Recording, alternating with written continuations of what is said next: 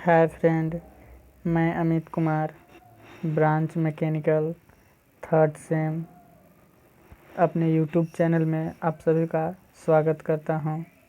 मैं आज applied mathematics के बारे में कुछ बताऊंगा, जिसके अंदर मैंने अपना टॉपिक रखा है इंटीग्रेशन। चलिए जानते हैं इंटीग्रेशन क्या होता है। पहले हम ये जानते हैं इंटीग्रेशन हमें पढ़ना क्यों है। तो इंटीग्रेशन पढ़ने से पहले हम ये जानते हैं कि इंटीग्रेशन हमें पढ़ना क्यों है। हमें कोई भी छोटे पार्ट को उसके बड़े पार्ट के रूप में प्राप्त करने के लिए इंटीग्रेशन पढ़ा जाता है। इंटीग्रेशन का पहचान होता है, इस तरह से इंटीग्रेशन को पहचान किया जाता है। अब जानते हैं इंटीग्रेशन होता क्या है। इंटीग्रेशन बेसिकली दो टाइप्स के होते हैं। पहला इंडेफिनिट इंटीग्रेशन और दूसरा डेफिनिट इंटीग्रेशन। इंडेफिनिट इंटीग्रेशन में एक कांस्टेंट टर्म आता है जिसे सी बोला जाता है। डेफिनिट इंटीग्रेशन में कोई भी टाइप कांस्टेंट नहीं होता है। अब जानते हैं इंटीग्रेशन क्या होता है। तो बेसिकली इंटीग्रेशन को डिफाइन किया जाता है, it is as inverse process of differentiation. इसका तात्पर्य यह हुआ कि इंटीग्रेशन होता है जो डिफरेंशिएशन का सीधा रिवर्स प्रोसेस होता है, यानी कि सीधा उल्टा होता है। अब देखते हैं इंटीग्रेशन के कुछ बेसिक फार्मूले। जैसे कि यहाँ पहला देखा जाए, इंटीग्रेशन x के power n into D x बराबर क्या होता है। जैसे कि आप लोग जानते हैं डिफरेंशिएशन में क्या होता है कि पावर को सीधे क्या किया जाता है, एक घटाया जाता है और उससे उसके कोफिशिएंट में गुना किया जाता है। लेकिन जस्ट इसमें उल्टा होता है। इसमें क्या होता है कि उसके विपरीत उसके पावर में एक जोड़ा जाता है और गुना के बजाय इसमें भागा किया जाता है, यानी डिवाइड किया जाता है। तो उसी तरह से पहला फार्मूला देखते हैं कि x के power n into D x.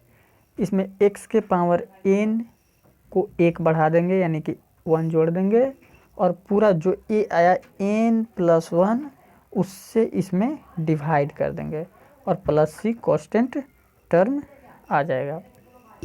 अब देखिए, जैसे कि एग्जांपल लेते हैं। पहला एग्जांपल लेते हैं, x के पावर 5। यहाँ पर पावर 5 है, इसमें एक जोड़ दिए और पूरा में भागा दे दिए, यानी कि 5 में एक जोड़ेंगे तो 6 हो जाएगा और 6 से भागा दे दिए। ये पूरा बेसिक फार्मूला हो गया। इसी पर सारे इंटीग्रेशन बनेंगे। दूसरा देखते हैं। देखिए कि एक्सपोनेंशियल फंक्शन आ गया e के पावर x, यानी कि e के पावर कुछ भी रहे, x रहे, उसका इंटीग्रेशन यही हो जाता है। ये हमारे कुछ इम्पोर्टेंट फार्मूले हैं।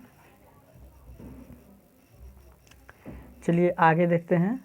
आगे फार्मूला, चौथा नंबर फार्मूला, इसमें 1/x इंटू डी एक्स यदि डिवाइड के रूप में हो तो उसे log ex प्लस सी लिखा, जैसे कि ये एग्जाम्पल आप देख सकते हैं। अब आते हैं ट्रिगोमेट्रिक फंक्शन में। ट्रिगोमेट्रिक फंक्शन में cos x का इंटीग्रेशन sin x होता है। यही यदि डिफरेंशिएशन देखा जाए तो sin x का डिफरेंशिएशन cos x होता है, क्योंकि हमने पहले ही बताया है कि इंटीग्रेशन होता है से डिफरेंशिएशन का सीधा उल्टा होता है। अब देखते हैं जनरल एग्जांपल्स देखते हैं। जैसे देखिए इंटीग्रेशन है हमारे सामने, 4x के power Q plus 3x square plus 2x plus 4, इसका इंटीग्रेशन करना है। तो बताए थे कि पावर को एक जोड़ा जाता है और उससे डिवाइड किया जाता है। यहाँ पर देखा जाए तो ये सारे फंक्शन एक दूसरे से ऐड के रूप में हैं, यानी कि जोड़ के रूप में हैं। तो ये जोड़ को अलग अलग कर लेते हैं, और जो भी कांस्टेंट टर्म है जैसे कि 4, 3, 2, 4, इन सभी को इंटीग्रेशन साइन से बाहर निकाल लेते हैं, कारण कांस्टेंट का इंटीग्रेशन प्रोसेस नहीं किया जा सकता है। और इस तरह से देखते हैं, सभी में एक जोड़ते हैं और उतना ही से उसमें डिवाइड कर देते हैं, और हमारा इंटीग्रेशन बनकर ये तैयार हो गया। अब आगे बात करते हैं, इंटीग्रेशन बनाने के बहुत से मेथड होते हैं। जैसे ये जनरल मेथड था जिसमें आपने जाना कि इसमें ऐड के रूप में सब था, तो हमने सिंपली बना लिया। लेकिन मान लिया जाए मल्टीपल के रूप में रहे या डिवाइड के रूप में रहे, इन सभी प्रॉब्लम को बनाने के लिए हमें कुछ मेथड हैं, उन मेथड को जानते हैं। मान लिया जाए कि कोई मेरे पास इंटीग्रेशन है, जैसे कि sine inverse x into EX। अब यहाँ पर देखा जाए ना ये जोड़ में है और ना ही ये घटाव में है, यहाँ पे ये क्या है, गुना के रूप में है। तो ऐसे प्रॉब्लम को कैसे हल किया जाएगा, या जैसे आप मान लिया जाए कि 3x - 1 under root 2x plus 1, इस तरह के प्रॉब्लम आ गया। इसमें देखिए ना प्लस है ना माइनस है, तो इसे कैसे हल करेंगे। इन सभी प्रॉब्लम को बनाने के लिए कुछ मेथड डेवलप किए गए हैं। जैसे पहला मेथड है integration by the method of substitution method, यानी कि कुछ जो प्रॉब्लम है उन्हें सब्स्टिट्यूशन मेथड से बनाए जाते हैं। सब्स्टिट्यूशन मेथड क्या होता है आगे जानेंगे। दूसरा का है इंटीग्रेशन बाय पार्ट, कुछ इंटीग्रेशन ऐसे होते हैं जो सब्स्टिट्यूशन मेथड पे नहीं बनते हैं, जिन्हें बाय पार्ट्स के सहारे बनाते हैं। और अगला मेथड है इंटीग्रेशन बाय पार्शियल फ्रैक्शन, जो इन दोनों से नहीं बनते हैं, उसे बाय पार्शियल फ्रैक्शन से बनाया जाता है। देखिए बेसिकली वीडियो लंबा होने के कारण मैं एक ही मेथड का इसमें जिक्र करूंगा, जिसका नाम है integration by the method of substitution. चलिए तो देखते हैं इंटीग्रेशन सब्स्टिट्यूशन मेथड। देखिए मान लिया जाए कि हमारे सामने ऐसा प्रॉब्लम आ गया, 5x plus 3 into under root 2x minus 1 into dx।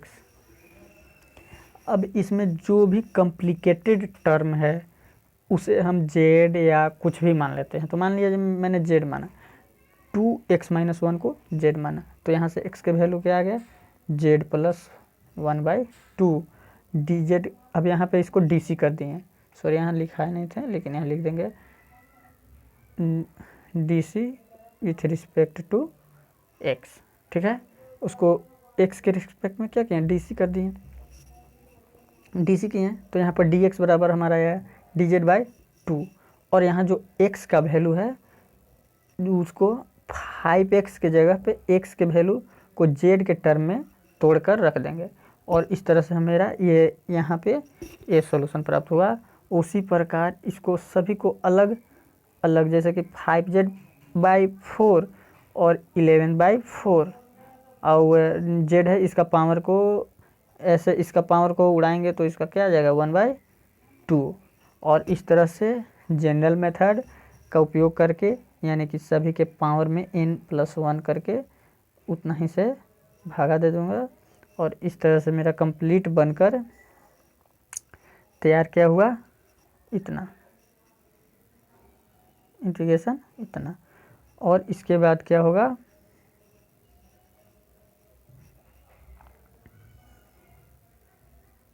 इसके बाद इसके बाद देखा जाए तो मैंने यहाँ पे जिक्र नहीं किया है, जो जेड का वैल्यू आएगा वहाँ एक्स के, जो जेड है वहाँ पे एक्स का वैल्यू पुट कर देंगे और इस तरह से मेरा सब्स्टिट्यूशन मेथड तैयार हो गया। वीडियो छोटा इसलिए बनाया क्योंकि अपलोड करने में बहुत सारे परेशानी हो रहा था, जिसके चलते मैंने सारी बातों को इसमें नहीं रख पाया। Thank you friend.